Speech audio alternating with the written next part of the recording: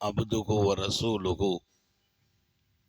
أرسله بالحق بشيرا ونذيرا وداعيا إلى الله بإذنه وسراجا منيرا صلى الله على سيدنا محمد وآله الأبرار وأصحابه الأخيار وأزواجه الطيبات الطاهرات أوصيكم عباد الله وإياي أولا بتقوى الله أما بعد فأعوذ بالله من الشيطان الرجيم بسم الله الرحمن الرحيم عن أبي ذر رضي الله عنه قال أوصاني خليلي صلى الله عليه وسلم بسبع أمرني بحب المساكين والدنو منهم صدق نبي الله صلى الله عليه وسلم. எல்லாம் வல்ல அல்லாஹுவின் அன்பும் மேலான கருணையும் நமக்கெல்லாம் வந்து சேரட்டுமாக. நமது உயிரினும் மேலான கண்மணி நபிகள் நாயகம் ஸல்லல்லாஹு அலைஹி வஸல்லம் அவர்களின் அன்பையும் ஷஃபாஅத்தையும் பெறுவதற்கு அல்லாஹ் நம் எல்லோருக்கும் தௌஃபீக் செய்வானாக. வல்ல ரஹ்மான் நமக்கும் நம்முடைய பெற்றோர், மனைவி, மக்கள், குடும்பத்தார் யாவருக்கும் உயிருள்ள வரையிலும் உடல் சுகத்தை நசீபாக்கி தருவானாக. மருத்துவமனை கஷ்டம், அதன் சிரமம், செலவுகளிலிருந்து நிரந்தரமான பாதுகாப்பை அல்லாஹ் நம் எல்லோருக்கும் கொடுத்தருள் புரிவானாக. வானம் பூமியினுடைய ஆபத்துகளை விட்டும், முசீபத்துகளை விட்டும், கெட்ட முடிவுகளை விட்டும் நம்மையும் நம் குடும்பத்தையும் பாதுகாத்து அருள் புரிவானாக. அவனுடைய படைப்புகளின் தீங்குகள் அனைத்திலிருந்தும் நம்மையும் நம் சமூகத்தையும் காத்தருள் புரிவானாக. எல்லாம் அல்ல அல்லாஹ் நம்முடைய வாழ்க்கையை ஒளிமயமான நிலைகளிலே எப்போதுமே ஆக்க வேண்டும் என்ற மிக அழகான திட்டத்தை தான் எல்லா திருக்குர்ஆனின் வசனங்களின் வழியே அவன் வெளிப்படுத்துவான். வாழ்க்கை என்பது எப்போதுமே ஒளிமயமாக இருக்கணும். அந்த ஒளிமயம் என்பது நமக்கு தெரியணும். சில நேரங்களில் ரொம்ப எல்லாருமே கொஞ்சம் கலங்கி இருக்கிற போது நம்ம பார்த்து சொல்லுவாங்க, அவர் அமைதியாக இருக்கிறாரு. அதுதான் அந்த நிலை. கடலிலே வரக்கூடிய ஒரு செய்தியை நான் படித்தேன். நடுக்கடலில் கப்பல் தத்தளித்த போது, நடுக்கடலில் கப்பல் தத்தளிக்குது. கொந்தளிப்பில் அவங்க பதறி வாழ்வா மரணமா என்கிற இடம். கப்பல் மாலுமியும் அறிவிப்பு செய்து விட்டார், இறைவனிடத்தில் பிரார்த்தனை செய்யுங்கள். கடுமையான காற்று, அலை மோதல், இவ்வளவு பெரிய பாதிப்புல அந்த கப்பலை கொண்டு சேர்க்கணும். அவரும் பிரார்த்திக்க சொல்கிறார். அந்த நேரத்தில் எல்லாரும் அப்படி இப்படிமா கண்ணீரும் கதையுமா ஒருத்தர்கிட்ட தன்னுடைய வாழ்க்கை குறித்து ஏதாவது தப்பு நடந்தால் மன்னிச்சுக்கங்கன்னு கேட்குற இடமாகி போச்சு. எல்லாரும் மௌத்தை முடிவு பண்ணிட்டாங்க. இனி நம்ம பிழைக்க முடியாது, கப்பல் கவிழ்ந்தா யாரையும் காப்பாற்ற முடியாது. அப்போது அவங்க சொல்றாங்க, அந்த கடலிலும் அந்த நிலையிலும் அந்த கப்பலில் ஒருவர் நிம்மதியா தூங்கிட்டு இருந்தார், நிம்மதியா தூங்கிட்டு இருக்கார். இங்க நடக்கிற எந்த பதட்டமும் பரேஷானும் அவருக்கு தெரியவில்லை. அவரை பார்த்து எல்லாரும் வியப்படைஞ்சாங்க. ஒரு முடிவு செய்தாங்க, நம்ம அவங்கள்ட்ட போய் வேணா துவா செய்ய சொல்லுவோம், அல்லாஹ் நமக்கு அப்படி ஒரு வாழ்க்கையை நசீபாக்கணும். அவங்கள்ட்ட போய் நம்ம துவா செய்ய சொல்லுவோம். நம்ம பதட்டி இருக்கோம், கப்பல் கவுந்துட்டுனா என்ன ஆகும், உயிருக்கு பாதுகாப்பு இல்லை, கிட்டத்தட்ட மௌத்தை குறித்து எல்லாரும் தயாராகிட்டாங்க. அவர்கிட்ட போய் சொல்லுவோமேங்கிறாங்க. அவர்கிட்ட போய் நம்ம சொல்லி துவா செய்ய சொல்லுவோம். அவர்கிட்ட வந்து அவர் ராகத்தா தூங்குறார். அவருடைய தூக்கத்தை கலைக்காம பக்கத்தில் இருந்து கொஞ்ச நேரம் கழிச்சு அவர் முழித்த போது என்னான்னு கேட்குறாரு, இங்கே நிலைமை உங்களுக்கு தெரியாதா? அப்படியா, கொந்தளிப்பா, ஒன்றும் கவலைப்படாதீங்க, எல்லாம் லேசாயிடும்னார். அது நீண்ட வரலாறு, இப்போ நான் உள்ளே போகலை. அது ஒரு நீண்ட வரலாறு, நான் உள்ளே போகலை. நான் சொல்கிறது, கொந்தளிப்பு என்பது சொல்லப்பட்ட பின்னாலும் அவர் நிதானமானார், அவர் அமைதியானார், அமைதியாகவே இருக்கிறார். வாழ்க்கையில் மனிதனுடைய நிலைகளில் வந்து போகிற பிரச்சனைங்கிறது ஒன்றல்ல இரண்டல்ல, அது 1000 வந்து போகும். பள்ளிவாசலுக்கு வந்துட்டாலும் பிரச்சனை தான் சில பேரை சுற்றிக்கிட்டே இருக்கும். வீட்டுக்கு போனால் அதை விட 2 மடங்கு காத்து இருக்கும். ஒருத்தர் சொன்னார், எங்கள் வீட்டுக்குள்ளே நுழைஞ்சாலே டோட்டல் நிம்மதி போயிடுதுன்னார்.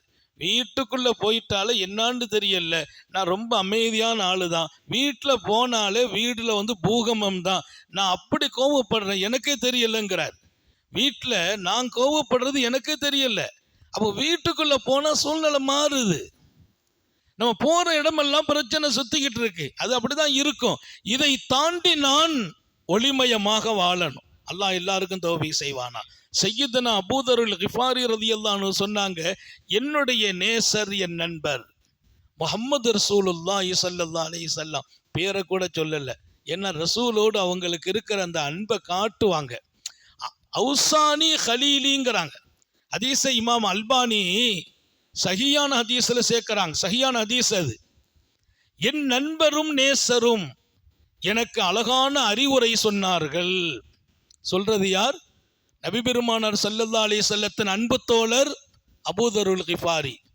அந்த ஹதீஸை நீங்க பார்த்தா முஹம்மது என்ற பெயரை போடல அவர். பல ஹதீஸுகள் அப்படியே இருக்கிறது. அவுசானி ஹலீலி, என் நண்பரும் நேசருமான முஹம்மது ரசூலுல்லாஹ் எனக்கு உபதேசம் செய்தாங்க. என்ன உபதேசம்? பிசபஇன், 7 காரியத்தை சொன்னார்கள். அந்த 7ஐயும் கட்டளையாகவே சொல்லிட்டாங்க. இதை எடுத்துக்கப்பா, நீ நல்லா இருப்பேன்னாங்க. பெருமானாருடைய ஒரு அழகான முன்மாதிரி, தன் தோழர்களை எங்கெல்லாம் குளுமைப்படுத்தணுமோ அங்கே குளுமைப்படுத்துகிறாங்க. யாருக்கு எப்படி அறிவுரை சொன்னால் நல்லா இருப்பாங்களோ அவங்களுக்கு அப்படி அறிவுரை சொல்கிறது. எல்லாத்துக்கும் ஒரே மாதிரி அறிவுரை அல்ல. கஷ்டத்தை பற்றி ஒருத்தர் சொன்னார், அவருக்கு ஒரு வகையான அறிவுரை. இதே இன்னொருவர் வந்து கஷ்டத்தை சொன்னால் அவருக்கு வேற மாதிரி அறிவுரை. அவங்க மனநிலை அறிந்த அறிவுரை. நபி பெருமானார் ஸல்லல்லாஹு அலைஹி வஸல்லத்தை சிந்தித்து சிந்தித்து அறிஞர்கள் எல்லாம் சொன்ன பதில், அப்படி ஒரு மனிதர் இந்த மண்ணிலேயே பிறக்கவில்லை. ஒரே அட்வைஸ் தான் எல்லாத்துக்கும் சில பேர் சொல்லிக்கிட்டே இருப்பாங்க. யார் வந்தாலும் ஒரே விஷயம். பெருமானார் ஆளுக்கு தக்க விஷயம். எங்க இவ்வளவு மாற்றம் இருக்குது? அவங்க மனசை பார்த்து சொல்றது, அவங்க தன்மையை பார்த்து பேசுறது, அவருடைய நிலை என்னங்கிறத விளங்கி பேசுறது. வெளியே மட்டும் பார்க்கறது இல்லை, உள்ளத்தையும் பார்க்கறது. தொழுகையில நிற்கிறாங்க ஸல்லல்லாஹு அலைஹி வஸல்லம், பின்னால பார்த்து திடீர்னு ஒரு அறிவு செய்தாங்க, தோழர்களே எனக்கு பின்னால் நின்று தொழுகிறவங்க கொஞ்சம் கவனமா தொழுங்க, எனக்கு பின்னால தொழுகிறவங்க கவனமா தொழுங்க. நான் முன்னால மட்டும் பார்க்கல, பின்னாலும் பார்க்கிறேன். உலகத்தில் எந்த ஒரு மனிதனும் அறிவிக்காத ஒரு அறிவிப்பு அது. எந்த ஒரு தலைவர்களும் வழிகாட்டியும் ஒரு சமூகத்தை கைடு பண்றவங்க ஒரு லிமிட்ல தான் பண்ண முடியும். நீங்க வீட்டில் என்ன செய்றீங்கிறத ரசூல் சொல்றாங்க. எனக்கு பின்னால நின்று தொழுகிறவர்கள் கவனம், நான் முன்னால் பார்ப்பதை போல் பின்னாலும் பார்க்கிறேன். அப்போ அந்த சமூகம் ரொம்ப கட்டுப்பாடான சமூகமா வளருது. ஏன்? நம்முடைய தலைவர் நம்ம என்ன பண்ணாலும் எங்க இருந்தாலும் பார்க்கிறார்கள். இல்லை, அல்லாஹ் அவர்களுக்கு அறிவிக்கிறான். அப்ப அது கட்டுப்பாடான சமூகம். ரொம்ப தங்களை ரசூலோடு அர்ப்பணிப்பதிலே இன்பம். அப்போ பெருமானார் ஸல்லல்லாஹு அலைஹி வஸல்லம் எனக்கு 7 விஷயங்களை அறிவுரையாக தந்தார்கள். அபூதருல் கிஃபாரி மாநபி அவர்களுடைய தோழர்கள்ல ரொம்ப தனித்தன்மை வாய்ந்த சஹாபி அபூதருல் கிஃபாரி. அவங்க இஸ்லாத்துக்கு வர்றதுக்கு கூட மிகுந்த ஆய்வுக்கு பின்னால வந்தார். கஷ்டங்களை சந்தித்து வருகிறார். ஆனா ரசூலோடு மிகப்பெரிய நெருக்கம். அப்ப அந்த விஷயம் என்ன? 7 விஷயம் எனக்கு அறிவுரையா சொல்றாங்க. எல்லாரும் கவனிக்கணும், எல்லாரும் எடுத்துக்கிடணும். நபி பெருமானார் ஒருத்தருக்கு அட்வைஸ் பண்றாங்கன்னா அது அந்த தனி மனிதருக்கு உள்ளது அல்லன்னு முதல்ல விளங்கணும். பெருமானார் ஒவ்வொருத்தங்களுடைய குணம் பார்த்து நிலை பார்த்து அறிவுரை சந்த போதிலும் எல்லா குணமும் எல்லா நிலையும் உள்ள மக்களாக நாம் வாழ்கிறோம். அந்தந்த இடங்களுக்கு நமக்கு அதாவது சரியாகிக் கொண்டே இருக்கும். 7 விஷயம் என் வாழ்க்கையின் முத்தாய்ப்பாக நான் எடுத்துக்கொண்டேன். அதில் முதல் விஷயம் அமரணி பிஹுப்பில் மசாக்கீன் ஒத்துணுவி மின்ஹும். எனக்கு பெருமானார் சொன்னாங்க, அபூதர் எப்போதும் மிஸ்கீன்கள் மீது அன்பு காட்டி வாழ்வாயாக. மிஸ்கீன்களிடத்தில் அன்பு காட்டு, அரவணைத்து விடு. மிஸ்கீன்களை அன்பு காட்டுவதும் அரவணைப்பதும். அவங்கள வெறுக்காதே, அவங்கள விட்டும் விலகாதே, அவங்கள பார்த்தா மனசு ஒஞ்ச வேண்டாம். காத்தமுன் நபியின் அவர்களின் இந்த அறிவுரைக்கு கீழே நமது நன்மக்கள் விளக்க உரையாக தருகிறார்கள். அவங்கள பற்றி நீ மனசுல தப்பா நினைச்சிடாத. மிஸ்கின்னா யாருன்னா, ரோட்ல கையேந்திரவருக்கு பேர் மிஸ்கின் அல்ல. மிஸ்கின் யாரு? அல்லாஹ் குர்ஆனிலே மிஸ்கின்களுக்கு சில அடையாளத்தை சொல்கிறான். அல்லாஹ் சொல்ற மிஸ்கினுக்கு அடையாளம் இருக்குது, ரசூல் சொல்ற மிஸ்கினுக்கு சில அடையாளம் இருக்குது. மிஸ்கின்னா முதல்ல கேட்க மாட்டார், அவருக்கு இருக்கும் ஆனா போதுமான அளவுக்கு இருக்காது. தங்கிறதுக்கு சொந்த வீடு கூட இருக்காது. கிடைக்கும், அவ்வப்போது கிடைக்கும், கிடைச்சது வச்சு நிறைவு பெற்றுக் கொள்வார். எல்லாத்தையும் போய் தன்னுடைய நிலையை காட்டுறதில்லை. அது ரசூலுடைய சஹாபிகளுடைய மிஸ்கீனுடைய தன்மை. பெருமானார் யாரை மிஸ்கீன் என்கிறார்களோ அந்த மிஸ்கீனுடைய அடையாளம் அவற்றை இருக்கும், பத்தாது. இருக்குது ஆனா முழுசா தேவையை பூர்த்தி செய்யற அளவுக்கு இருக்காது. தங்குவதற்கு ஒரு சொந்த வீடும் இருக்காது. அல்லாஹ் சொல்றான், மிஸ்கீன்கள் தான் நீ ஜகாத்து கொடுப்பதற்கு தகுதியானவர்களில் மிஸ்கீன்களும் ஒரு கூட்டம். ஜகாத்தை நான் கொடுக்கணும். யாருக்கு கொடுக்கணும்? மிஸ்கீன்களுக்கு கொடுக்கணும். இன்னைக்கு ஜகாத்து முறையா போறல்ல, ஜகாத்தை வாங்குறவங்களும் முறை தவறி வாங்குறாங்க. மதரசாக்களின் பெயரால் ஜகாத்து கொடுக்கப்படுமையானால் மதரசாக்களில் சம்பளம் வகைக்கு ஜகாத்து கூடாது. சம்பளம் ஜகாத்துல போடக்கூடாது. உஸ்தாதுமார்களுக்கு ஹதியா ஜகாத்தில் கொடுப்பது குற்றம். இன்றைக்கு இதெல்லாம் விவரிக்கப்படாமல் போகிறது. மதரசாக்கள் என்ற பெயரால் வரும்போது அது எதுக்கு பர்பஸ்? இப்ப நாங்க கேட்போம், ஜகாத்து பணமா? அதை தனியா எடுத்து வச்சிருவோம். எங்களுக்கு தனி கணக்கு, மதரசாவில் தனி கணக்கு. ஏன்?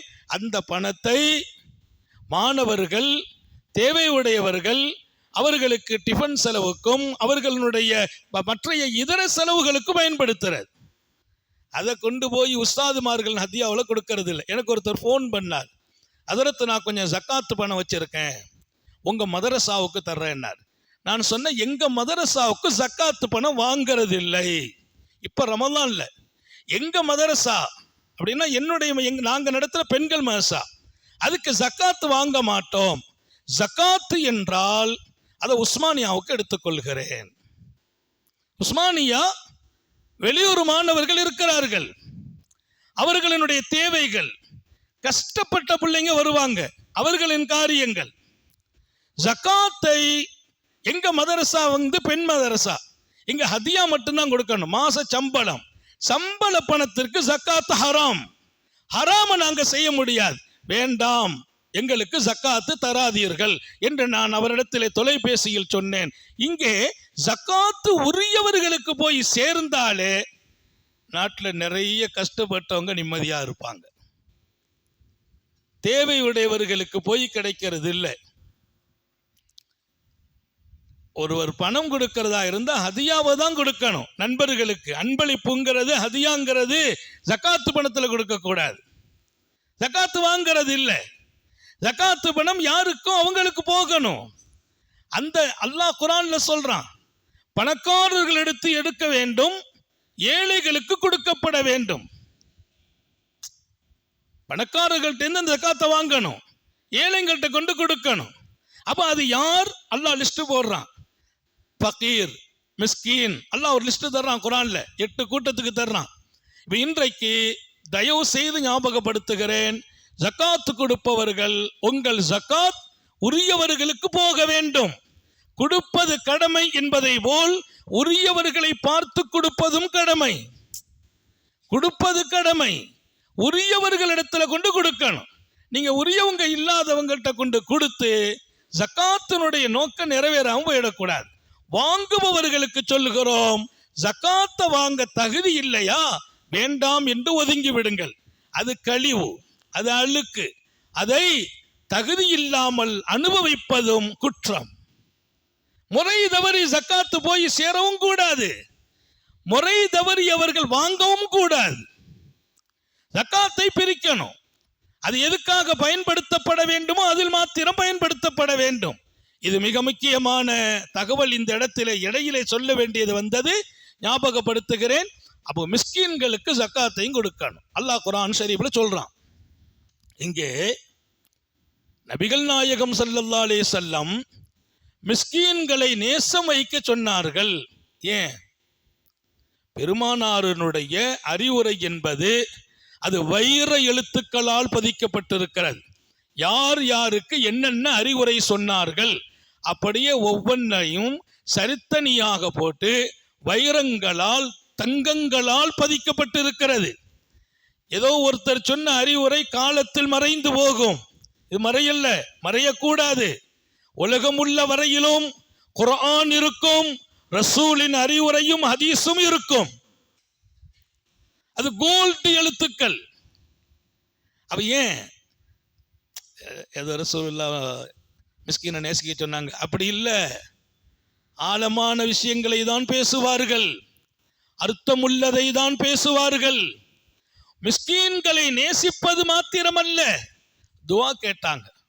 யா அல்லாஹ், பெருமானார் கேட்ட துவா, அல்லாஹும்ம இரக்கமுள்ள ரப்பே, நான் உன்னிடத்தில் கேட்கிறேன், ஃபிஅலல் கைராத், நலவுகளை தான் நான் செய்ய வேண்டும் என்று கேட்கிறேன்.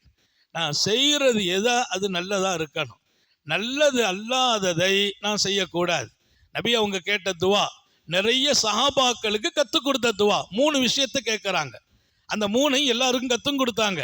அந்த 3 நீங்களும் எடுத்துக்கங்க. பெருமானார் கேட்ட துவா ஃபிஅலல் கைராத், நல்லதை தான் நான் செய்யணும். நான் எங்கே போய் செய்தாலும் எதில் செய்தாலும் சமுதாயத்தில் போய் செய்கிறேன், நல்லதாக தான் இருக்கணும். அதை போய் இன்னொருத்தருக்கு பாதிப்பாக நான் ஏதாவது செய்துட்டு நிற்கக்கூடாது. இன்னைக்கெல்லாம் எதை செய்கிறதா இருந்தாலும் மோட்டிவில் செய்கிறதா ஆகி போச்சு. அவர் செய்தாரா நம்ம செய்யணும், அவர் செய்தாரா அவரை அடிக்கிறதுக்கு நம்ம என்ன செய்யலாம், அவர் மூக்க உடைக்கணும், அவர் மூக்க அறுக்கணும். இதான் வேலை. கயிறுகள் நடக்கணும். நான் எங்கு செய்தாலும் எங்கு செயல்பட்டாலும் நலவுகள். வீட்டில் கூட சொல்லணும், அவங்க செய்தால் நல்லதாக தான் இருக்கும், அவங்க செய்தால் நல்லதாக தான் இருக்கும். நம்ம ஏதாச்சும் ஒரு காரியம் செய்துட்டா, யார் செய்தா? பாப்பாவா? பாப்பா செய்தால் கரெக்டாக இருக்கும். அதான் பெரிய நியாமத். அல்லாஹ் எல்லாருக்கும் தௌபீக் செய்யட்டும். ஃபிஅலல் கைராத், நல்லதையே நான் செய்வதற்கு அல்லாஹ் நீ தௌபீக் செய். 2வது கேட்டாங்க, ஓ தருக்கல் முங்கராத், எதுவெல்லாம் தடுக்கப்பட்டதோ வெறுக்கப்பட்டதோ, எது வெறுக்கப்பட்டதோ அதை நான் விட்டுறணும். அல்லாஹ் உங்களுக்கு எனக்கு தௌபீக் செய்வானா? எது வெறுப்பானது, தடுக்கப்பட்டது, அனுமதிக்கப்படாத காரியம், அதை நான் செய்யக்கூடாது. தருக்கு, அதை விடுறதுக்கு நீ தௌபீக் செய். நம்ம நினைச்சாலாம் விட முடியாது. எவ்வளவு பேர் இதை விடணும்னு நினைக்கிறாங்க. அன்றைக்கி ஒருத்தர் சொன்னார், அதில் நான் பொல்லாத கோவக்காரன், கோவத்தை விடணும் விடணும் விடணும் எவ்வளோ முயற்சி பண்ணுறேன், பயானை கேட்குறேன், திட்டமிடுறேன், ஆனால் வீட்டில் போன உடனே முதல்ல கோவம் தான் வருது. அதை விட அவர் சொன்ன இன்னொரு வார்த்தை, நான் போனால் கோவம் வர்ற மாதிரி தான் அவங்க நடக்கிறாங்க. கோவம் வருதுங்கிறது மட்டும் இல்லை, நம்ம கோவப்படுற மாதிரி எல்லாரும் நடக்கிறாங்க. அப்படிலாம் இல்லை, நமக்கு அப்படி ஆகி போயிடுது. எதை சொன்னாலும் நம்ம கோவப்படுற கட்டத்துக்கு வந்துடுறோம். இங்கே தருக்கல் முங்கராத், எது வெறுப்போ அதை நான் விட்டுடணும். நான் விடுறதுக்கு சொந்தமான விட முடியாது. அதையும் ரசூல் அல்லாஹ்ட்ட கேட்குறாங்க பாருங்க. ஒரு தப்பை நான் விடணும்னா அது நீ தான் எனக்கு தௌபீக் செய்யணும். அல்லாஹ் எல்லாருக்கும் தௌபீக் செய்வானா? 3வது வர்றாங்க நம்ம பாயிண்ட், உப்பில் மசாக்கீன், ஏழைகளை நான் நேசிக்க அல்லாஹ் நீ தௌபீக் செய். துவா, ஏழைகளை நேசிக்கணும், மிஸ்கீனை நேசிக்கணும். அப்ப நேசிக்கிற வாழ்க்கை நீ கொடு. ஏன் கேட்கிறாங்க? நேசிக்க சொல்லி அறிவுரை சொல்கிறார்கள் அபூதர் கிஃபாரி போன்ற பல சஹாபிகளுக்கு. நேசிக்குவதற்கு துஆ கேட்கிறாங்க. ஏன்? அந்த காரணங்களை விளங்குனா எல்லாரும் வந்துருவோம். முதல் விஷயம், ஏழைகள் மிஸ்கீன்களை நேசிக்க சொல்ற ரசூலுடைய நோக்கம். அந்த ஹதீஸை அடுத்த வார்த்தை சொல்றாங்க, ஒத்துணுவி மின்ஹும், அவர்களின் நெருக்கத்தில் அமருங்கள். மிஸ்கீனை நேசிக்கணும், அவங்களோடு நெருக்கமாகுங்கள். வெறும் நேசத்தை மட்டும் சொல்லல, நானும் மிஸ்கீனை நேசிக்கத்தான் செய்றேன் இல்ல, நெருக்கமாகணும். அங்கதான் அந்த உறவு ஒட்டும் போதுதான் நம்மள்ட்ட மனசுல நிஃபரத் வெறுப்பு இல்லைன்னு தெரியும். நம்ம வெறுப்பு இல்லை, வெறுப்பு வாழ்க்கை போகணுமா, நெருக்கம் வரணும். நெருக்கம் இல்லாம நான் நல்லா தான் இருக்கிறேன்னா அது அல்ல, ஒட்டும் போதுதான் வெறுப்பு இல்லைன்னு காட்டும். அப்ப ஒட்டும் வாழ்க்கை வேணும்ங்கிறாங்க ரசூல். துனூவி மின்னுகும், அவர்களோடு நெருக்கமாயிருங்கள். அப்ப அந்த வார்த்தையை வைத்து சாலிஹீங்கள் எழுதுகிற அழகான செய்தி. முதல்ல அல்லாஹ்வுடைய நபி அவங்க என்ன சொல்றாங்கன்னா, மிஸ்கீன்களை நான் நேசிக்கணும். ஏன் தெரியுமா? மிஸ்கீன்களை அல்லாஹ் நேசிக்கிறான். மிஸ்கீன்களை அல்லாஹ் நேசிக்கிறான்.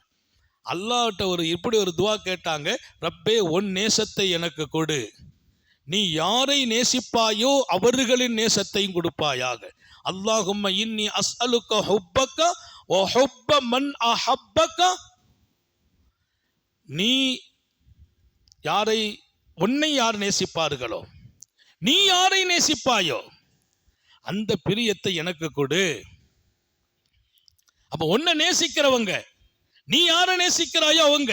இங்கே பெருமானார் மிஸ்கீன்களுடைய பிரியத்தை கேட்கிறாங்க. என்ன? மிஸ்கீன்களை அல்லாஹ் நேசிக்கிறான், அல்லாஹ்வுடைய நேசம் பெற்றவங்க முதல் காரணம். ரெண்டாவது காரணம் என்னன்னா, அவங்கள பொறுத்த வரையில ரொம்ப அழுத்தம் இருக்காதான், அழுத்தமா எதுலையும் இருக்க மாட்டாங்க. சரி இடுங்க அப்படின்னு போவாங்க. ரொம்ப மனசுல போய் சுமைகளை ஏத்த மாட்டார்கள். அவங்க பக்கத்துல நீங்க போனால் உங்க மனசுல சுமையை இறக்குற வாய்ப்பு கிடைக்கும். மனசுல சுமையை ஏத்துறது இல்லை. இப்ப நம்ம அப்படி இல்லை, பல வகையான சுமைகள் நிறைய இருக்குது, அதை காப்பாற்றுறதுக்கான வழியை தேடுவோம். அதை என்ன செய்யணும்னு நினைப்போம், இதை என்ன செய்யணும்னு நினைப்போம். மனசு பாருங்க, ஒரு 10 நிமிஷம் கூட சில பேருக்கு ரிலாக்ஸாலாம் இருக்காது. எதையாவது ஒன்றில் போய் ஓட்டிக்கிட்டே தான் இருக்கும், ஓடிக்கிட்டே இருக்கும். ஒரு 10 நிமிஷம் ரிலாக்ஸாக இருந்தாங்கன்னா பெரிய விஷயம். சரி தூங்குனா ரிலாக்ஸ் ஆகிடுவாங்கன்னா, தூங்கி முழிக்கிற வரைக்கும் மனசு எங்கேயோ ஓடிக்கிட்டே இருக்கு. தூக்கத்திலையும் ரிலாக்ஸ் இல்லை, தூங்கி முழிக்கிற வரைக்கும் மனசு எதையோ ஒன்று உருண்டுகிட்டே இருக்குது. அன்னைக்கு ஒருத்தர் சொன்னார், விடிய விடிய கனவு கண்டேன் ஹஸரத்னார். என்னப்பா கண்டேன்? ஒன்றும் தெரியலைங்கிறார். விடிய விடிய கனவு கண்டேங்கிறாரு. ஏதோ ஒன்று அங்கே போகிற மாதிரி இருக்குது, இங்கே வர்ற மாதிரி இருக்குது, இங்கே போகிற மாதிரி இங்கே வர்ற, இது நடந்துக்கிட்டே இருக்குது. ஏதோ ஒரு நீண்ட பயணம், அப்படி இப்படி எதுவுமே தெரியல. அப்போ ராத்திரி பூரா தூக்கமும் ரிலாக்ஸ் இல்லை, தூக்கத்தில் ஏதோ மனசு ஓடிக்கிட்டே இருக்குது, தூக்கத்துக்குள்ளேயும் மன ஓட்டம். அப்படின்னா பெருமானார் ஸல்லல்லாஹு அலைஹி வஸல்லம் மிஸ்கீன்களுடைய நெருக்கம் உங்களுக்கு கிடைக்கணும் அப்படிங்கிற வார்த்தையை சொன்ன நோக்கம் மன ரிலாக்ஸ் ஆகுங்கிறாங்க. மனசுல சுமை இறங்கும். ஏன்னா அவங்க ரொம்ப சுமையை சுமக்கிறதே இல்லை. அவங்கள்ட்ட இருக்கிறத ஆச்சரியமான ஒரு விஷயம், பெருமானார் ஸல்லல்லாஹு அலைஹி வஸல்லம் அவங்களுடைய சஹாபி ஒருவர் கஷ்டப்படுறான்னு அவங்கள்ட்ட கொண்டு போய் சாப்பாடை ஒருத்தர் கொண்டு கொடுக்கிறார். அவர் சொன்னார், எனக்கு சாப்பாடு வந்துட்டு இந்த வீட்டில் இன்னொரு தோழர் இருக்கிறார், அவர் கஷ்டப்படுறார், அவர் வீட்டில் கொண்டு கொடுத்துருங்க. சரி பரவாயில்லை, அங்கே கொண்டு கொடுத்துட்டாங்க. ஏன்னா சாப்பாடை பொறுத்த வரையில் நமக்கு போக மிச்சம் இருந்து நம்ம என்ன செய்ய போகிறோம் அப்படின்னு கொடுத்தாங்க. அதே மாதிரி ஒருத்தர், நீங்கள் பெண் மக்களை வச்சிருக்கீங்கன்னு கேள்விப்பட்டேன், இது உங்களுக்கு என்னுடைய அன்பளிப்பு என்று ராத்திரி வந்து கொடுக்கிறார். ஒரு பை நிறைய காசை கொண்டு கொடுக்கிறார். எப்போ கொடுக்கிறார்? இருட்டில் வந்து கொடுக்கிறார். அங்கே நிற்கிறவங்களுக்கு இவங்க தெரியாது, இவங்களுக்கு அவங்க தெரியாது. அதான் கொடுக்கறதுல அழகான முறை. அவங்களும் இருட்டு வீட்டுக்குள்ள, இவர் வீட்டுக்கு வெளியில, இவரும் இருட்டு. ராத்திரி வந்து இருக்கிறார், பேசல, பைய கொடுக்கிறார். இந்த பைய கொடுத்து இப்னு மஸ்ஊத் ரலியல்லாஹு அன்ஹு நீங்க வாங்கிக்கங்கிறத பைய வச்சு சுட்டி காட்டுகிறார். அப்துல்லா இப்னு மஸ்ஊத் அந்த பைய பார்த்துட்டு சொன்னாங்க, இது நிறைய பணம் வச்சிருக்கிறேன், நீங்க கொஞ்சம் கஷ்டப்படுறதா கேள்விப்பட்டேன், எடுத்துக்கங்க. அவங்க சொன்னாங்களாம், எனக்கு வேண்டாம், எனக்கு நான் தண்ணீரை பெற்றுட்டேன், இதை விட தேவை உள்ளவங்களை பார்த்து கொடுங்கன்னாங்க. நான் தண்ணீரை பெற்றுட்டேன். மிஸ்கின் யார்? மனசுல சுமை இல்ல மாத்திரம் அல்ல, பொருந்தி கொள்ளுகிற ஒரு வாழ்க்கை இருக்கும். போதுங்கிற மனசு வந்துடும். அவங்க கூட போய் உட்கார்ந்தால் அந்த மனசு உனக்கும் வரும். மிஸ்கீனோடு நான் நெருங்க வேண்டும் என்கிறார்கள், நேசிக்க வேண்டும் என்கிறார்கள். அப்படியானால் நீ மிஸ்கீன் ஆகுன்னு சொல்லல. இன்னைக்கு அதுதான் நமக்குள்ள சிக்கல். அவங்க கிட்ட போய் நம்ம இருந்தா நம்ம இமேஜ் என்ன ஆகிறது? நமக்கு அது ஒட்டி நம்ம மிஸ்கீன் ஆயிடக்கூடாது. ஒரு பெரிய ரகசியத்தை நாங்க சொல்லணும். பெருமானார் உலகத்துல நம்ம செழிப்பா வாழத்தான் ஆசைப்பட்டாங்க, செழிப்பா இருக்கணும்னு நினைச்சாங்க. அதனால மிஸ்கின் கிட்ட போனாங்க. நான் செழிப்பா வாழணும்னு நினைக்கிறாங்க, மிஸ்கின் கிட்ட போங்கிறாங்க. மிஸ்கீனை நேசம் வையுங்கிறாங்க, மிஸ்கீனுக்கு அருகாமல போய் உட்காருனாங்க. ஏன் தெரியுமா? இன்னமா துர்ஸகூன பிதுஅஃபாயிக்கும், உங்களுக்கு செழிமை கொடுக்கப்பட வேண்டுமா, பொருளாதாரம் பரக்கத்தாக வேண்டுமா, நீ விரிவாக வாழ வேண்டுமா, ஏழைகளின் நேசத்தால், அவர்களின் நெருக்கத்தால், அவர்கள் வாழ்வதால் அல்லாஹ் உனக்கு பரக்கத்து செய்வான்.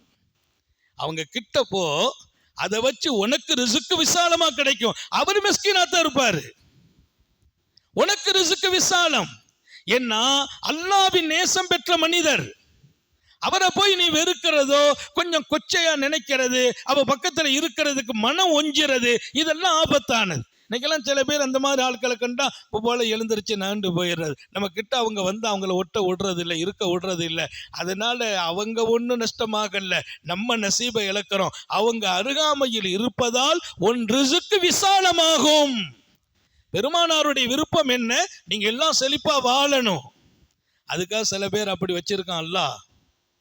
அவங்க நெருக்கம் உனக்கு வந்தால், அவங்க கிட்ட போய் உட்கார்ந்தால் அவங்க ஆறுதல் பெறாங்க, உங்களோட கேட்க கூட மாட்டாங்க, கேட்க கூட மாட்டாங்க, அவங்க ஆறுதல் பெறாங்க.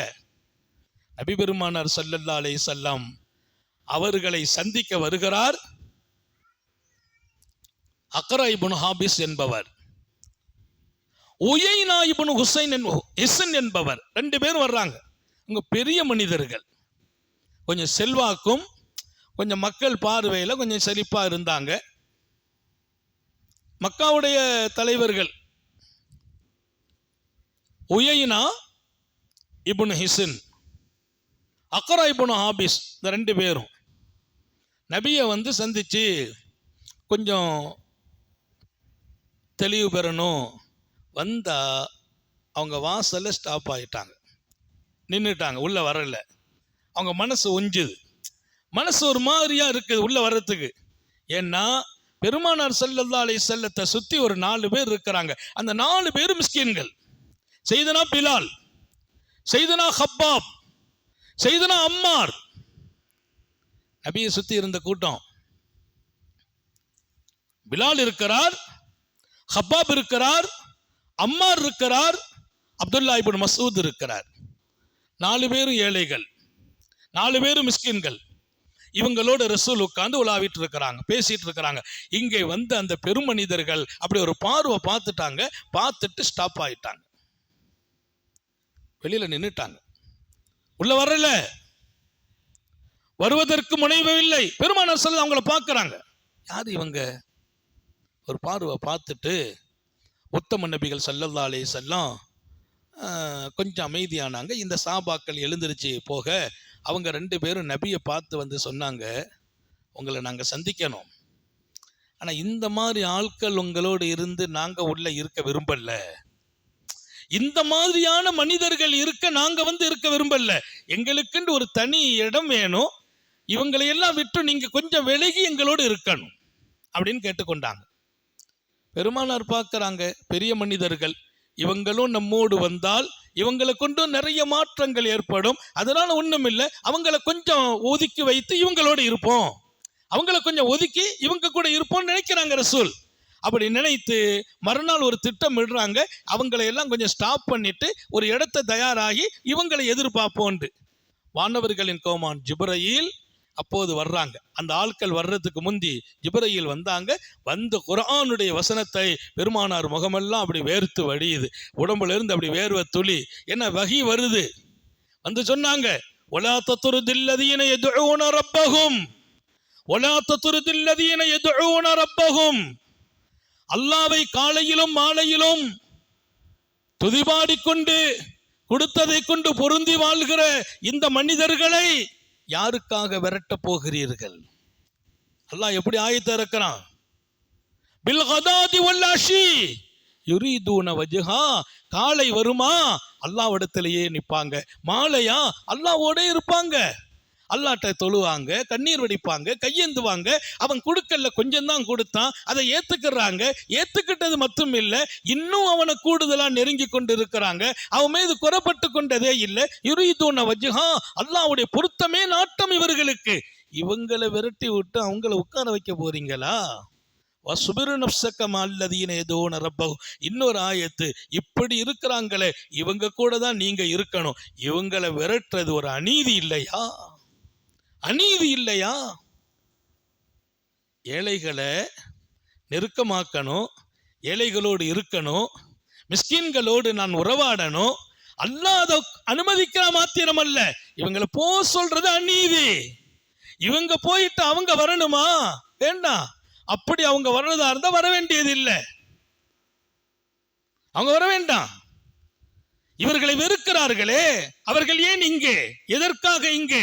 அவர்களுக்கென்று இடம் கொடுத்து இவர்களை நீங்கள் வெளியாக்க அல்லாஹ்வே விரும்பவில்லை. குர்ஆன் இறங்கும் இடம் மிஸ்கின்கள் பெறுகிறார்கள். ஏன்? அவங்க காலை மாலை 2 நேரத்திலையும் அல்லாஹ் மட்டும்தான் வணங்குவாங்க, அல்லாஹ்ட்ட தான் கையேந்துவாங்க. அப்பவும் அவன் கம்மியாக தான் கொடுத்துருக்கிறான், அதை பொருந்திக்கிறாங்க. எங்களுக்கு கம்மின்னு சொல்றது இல்லை. அது எவ்வளவு பெரிய வாழ்க்கை!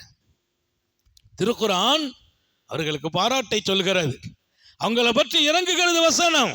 இவங்க கூட தான் நீங்க இருங்கிறான் அல்லாஹ். வஸ்பிர் நஃப்ஸக மஅல்லதீன யதுன ரப்பஹும். அல்லாஹ்வை வணங்கி வழிபட்டு கொண்டு இருக்கிற இவங்க, அவங்க கூட நீங்க இருங்க நாயகமே, நீங்க வேற கூட்டத்தில் போய் உட்கார வேண்டாம். அதனால இங்கே 2 பாடம் இருக்குது.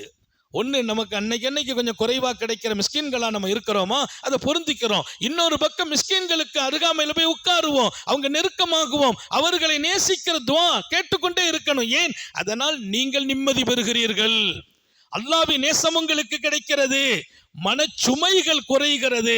எல்லாவற்றுக்கும் மேலாக அவர்களின் நெருக்கம் உங்களுக்கு கிடைத்தால், அவங்களுடைய பிரியம் நீங்கள் உண்டாக்கி கொண்டால், உங்களுக்கு ரிஸ்க் அதிகப்படுத்தப்படுகிறது.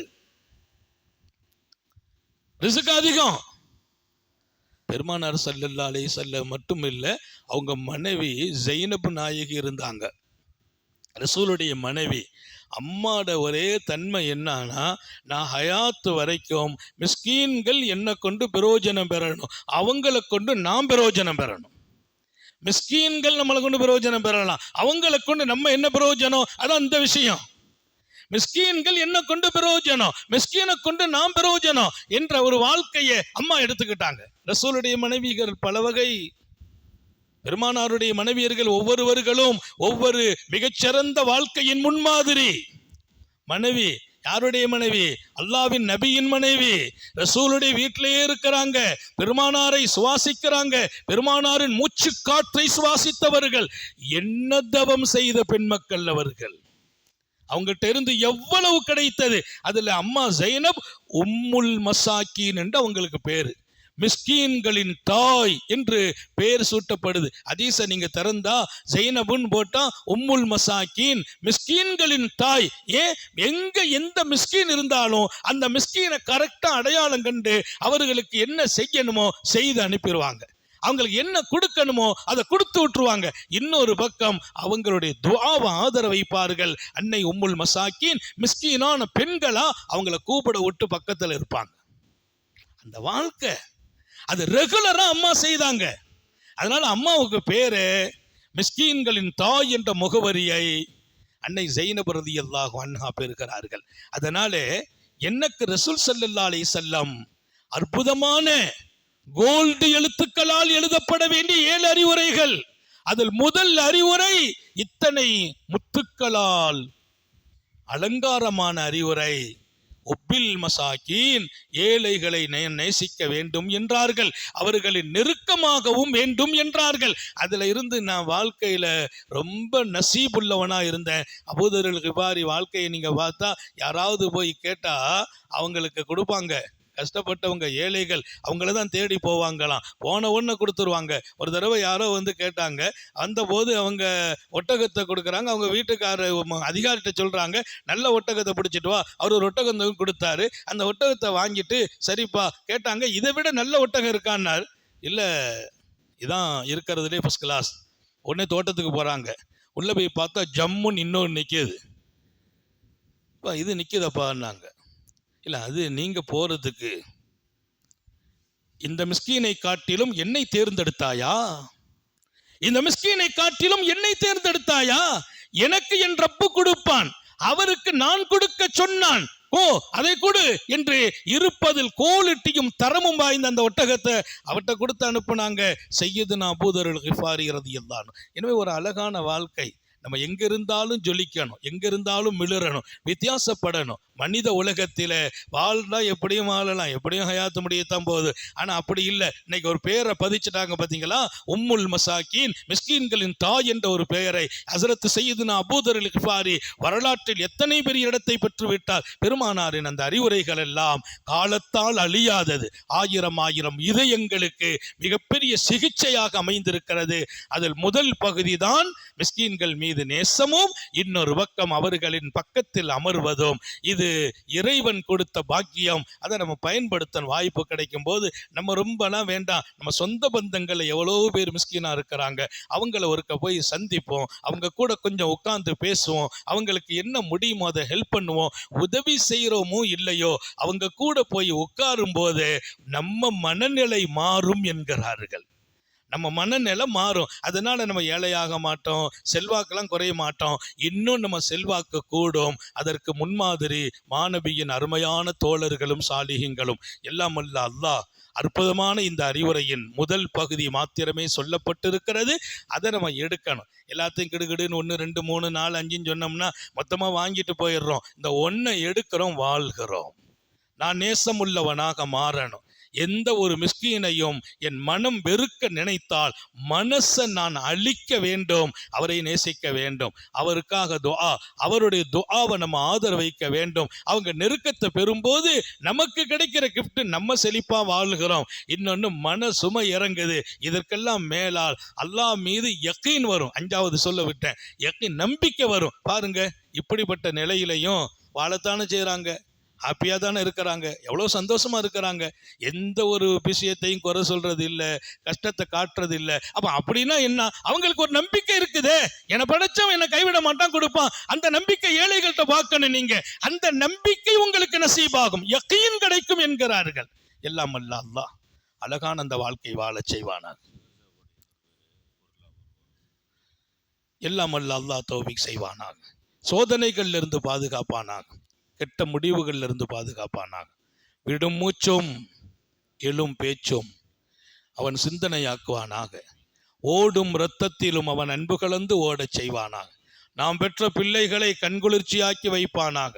நம்முடைய பிள்ளைகளின் கல்வியிலும் ஈமானிலும் அமலிலும் ரிசுக்கிலும் இரக்கமுள்ள ரப்பு பறக்க செய்வானாக. படித்து வேலை வாய்ப்பு இல்லாத எமது வீட்டு பிள்ளைகளுக்கு அல்லாஹ் தகுதியான வேலை வாய்ப்பை வழங்குவானாக. வெளிநாடுகளில் வசிக்கும் நமது பிள்ளைகளை அல்லாஹ் பாதுகாப்பானாக. கொடுக்கிற பொருளாதாரத்தை பரக்கத்தாக்கி தருவானாக. குடும்பங்களில் சலசலப்போடு இருக்கிறவங்களை சாந்திப்படுத்துவானாக. கணவன் மனைவிக்கு இடையே நிம்மதி இல்லாம எதுக்கெடுத்தாலும் மனைவியை டச் பண்ணி டார்ச்சர் கொடுத்து சந்தோஷத்தை குலைக்கிறவர்களை அல்லாஹ் அதையெல்லாம் நீக்கி சந்தோஷத்தோடு ஆக்கி வைப்பானாக. கணவன் மனைவி வீட்டில் சந்தோஷமா இருந்தா அந்த வீட்டில் பரக்கத்து இறங்குங்கிறாங்க. அல்லாஹ் அப்படி ஒரு நல்ல வாழ்க்கையை தருவானாக. நிறைய பேர் அன்னைக்கு ஒருத்தர் வந்து கேட்டார், பெருநாள் ராத்திரி வருது, எங்கள் வீட்டில் எங்கள் வீட்டம்மாவை கூப்பிடாமல் வச்சுருக்காங்க, கூப்பிடுறதுக்கு துவா செய்யுங்கிறார். நான் கேட்டேன், யாரப்பா? என் பொஞ்சாரி. பொஞ்சாரி எதுக்கு கூப்பிடணும், அவ வர வேண்டியது தானே? இல்லை இல்லை இல்லை, வரக்கூடாதுன்னு சொல்லி வச்சிருக்கு. என்ன வாழ்க்கை, எங்கே வாழ்கிறோம்? மனைவியை வர வேண்டாம்னு அவங்க வீட்டில் போயிரு, அவங்க வீட்டில் இருக்கிறதுக்கா கல்யாணம்? மனைவி வீட்டில் இருக்கிறதுக்காக கல்யாணம்? மனைவி வீட்டில் இருக்கிறாங்களா, அங்கே கணவனும் இருக்கணும். எந்த வீட்டில் இருக்கட்டும், கணவன் மனைவி.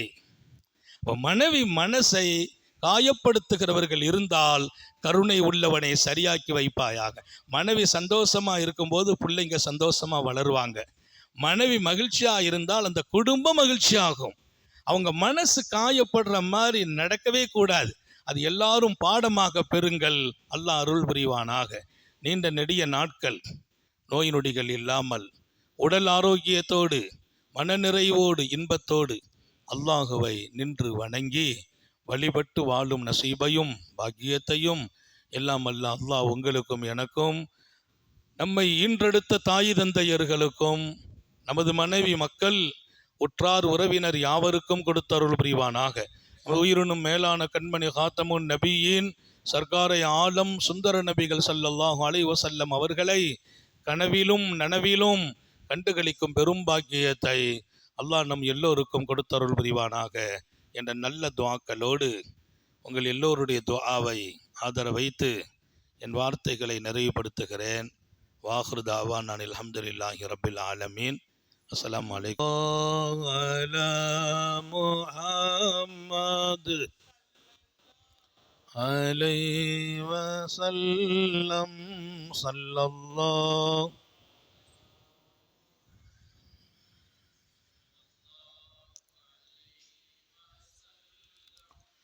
ஸல்லல்லாஹு அலா முஹம்மது ஸல்லல்லாஹு அலைஹி வஸல்லம் ஸல்லல்லாஹு அலா முஹம்மது ஸல்லல்லாஹு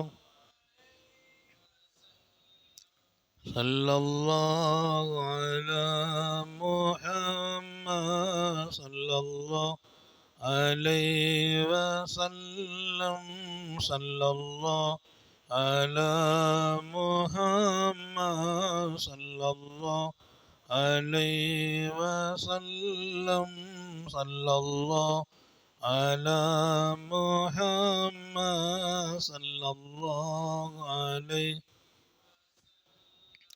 ஸல்லல்லாஹு அலா முஹம்மது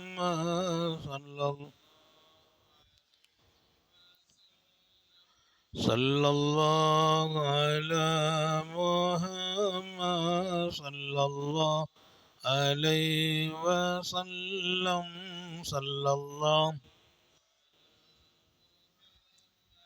ஸல்லல்லாஹு அலைஹி வஸல்லம் ஸல்லல்லாஹு அலா முஹம்மது ஸல்லல்லாஹு அலைஹி வஸல்லம் ஸல்லல்லாஹு அலா முஹம்மது ஸல்லல்லாஹு அலைஹி வஸல்லம் ஸல்லல்லாஹு அலா முஹம்மது யா ரப்பி ஸல்லி. சுப்ஹானல்லாஹி வ பிஹம்திஹி சுப்ஹானக்கல்லாஹ்.